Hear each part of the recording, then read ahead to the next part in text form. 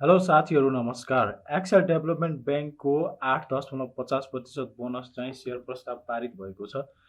यसलाई चाहिँ Excel Development Bank Limited EDBl ले आर्थिक वर्ष 77-78 को सञ्चित मुनाफाबाट सेयर धनीहरूलाई 8.50% बोनस सेयर र त्यसमा लाग्ने कर परियोजनार्थ 0.45% नगद लाभांश सम्बन्धी प्रस्ताव अघि सारेको थियो। सञ्चालक समितिको जेठ 30 गते बेलुकी 6:30 बजे बसेको 274औं बैठकले सो सम्बन्धी निर्णय गरेको हो। साथीहरू अस्ति जेठ 30 गते बसेको थियो यो चाहिँ, र ब्याङ्कले हाल कायम चुक्ता पुँजी 1,15,17,92,339 रुपियाँ 11 पैसाको 8.50% ले हुने गरी 9,79,02,321 रुपियाँ 82 पैसा बराबरको बोनस सेयर र त्यसमा लाग्ने कर परियोजना 0.4% ले हुने गरी 51,52,754 रुपियाँ 31 पैसा बराबरको नगद लाभांश प्रस्ताव अघि सारेको हो। साथीहरू र प्रस्तावित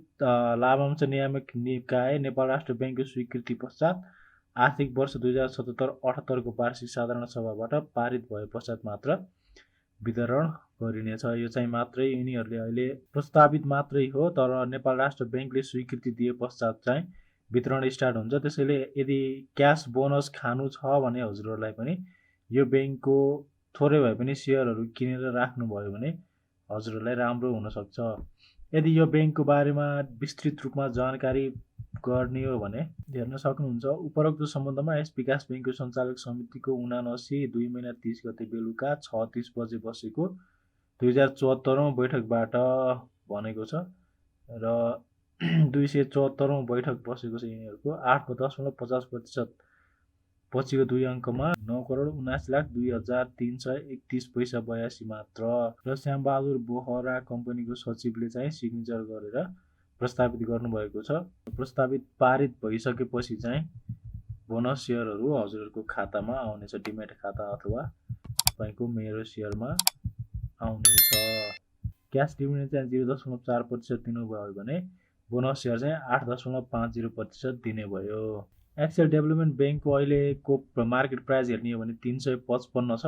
अहिले 355 मा किनेर राख्नुभयो भने हजुरहरूले 8.50% बोनस सेयरहरू खान सक्नुहुनेछ। क्यास पनि गर्दाखेरि लगभग 9% बोनस खान सक्ने सम्भावना हजुरहरूलाई हुनेछ। 52 विक्स हाई एन्ड लो हेर्नुहुन्छ भने 1195 हाईमा पुगेको थियो र लोमा चाहिँ 348 सम्म पुगेको थियो। 122 डे एभरेज हेर्ने हो भने 427 रहेको छ र यसको 1 इयर यिल्ड चाहिँ -59.43 छ भने EPS चाहिँ 12.2 छ। EPS त्यति उत्कृष्ट मान्न सकिँदैन। PE रेसियो चाहिँ 28.9 छ, राम्रो मान्न सकिन्छ। बुक भ्यालु 142 छ, नराम्रो होइन, 142 ठिकै मान्नुपर्छ। र डिभिडेन्ड चाहिँ अहिले 77-78 मा यति प्रस्तावित भएको छ। राइट सेयर पनि 78-79 मा यसले निकालिसकेको थियो। पहिला नै राइट सेयर अलरेडी भइसक्यो 10/3 को दरले। र पुरानो डिभिडेन्ड हिस्टोरीहरू हेर्नुहुन्छ भने पहिला पनि यसले राम्रो डिभिडेन्ड हिस्टोरीहरू दिइराखेको छ।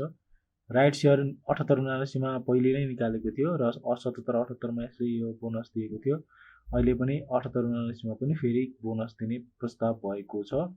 75-76 मा पनि यसले 17%, 90% क्यास डिभिडेन्ड दिएको थियो र 73-74 मा पनि यसले 30% चाहिँ बोनस सेयर दिएको थियो भने क्यास डिभिडेन्ड 1.58% दिएको थियो। साथीहरू मार्केट प्राइसहरू, यसको क्यापिटलाइजेसनहरू, सेयर आउटस्ट्यान्डिङहरू सबै हेर्दाखेरि किनेर राखेर बोनस सेयरमा चाहिँ मिल्यो भने छिट्टै नै राम्रो हुने सम्भावना हुन्छ। Thank you so much for watching. यदि तपाईँहरू नयाँ हुनुहुन्छ भने सब्सक्राइब गरिदिनु होला र नजिकै रहेको बेल आइकनलाई पनि दबाउन नबिर्सिनु होला, ताकि सेयर मार्केट सम्बन्धी हरेक न्युजहरू सबैभन्दा पहिले तपाईँहरू सामु पुग्न सकोस्।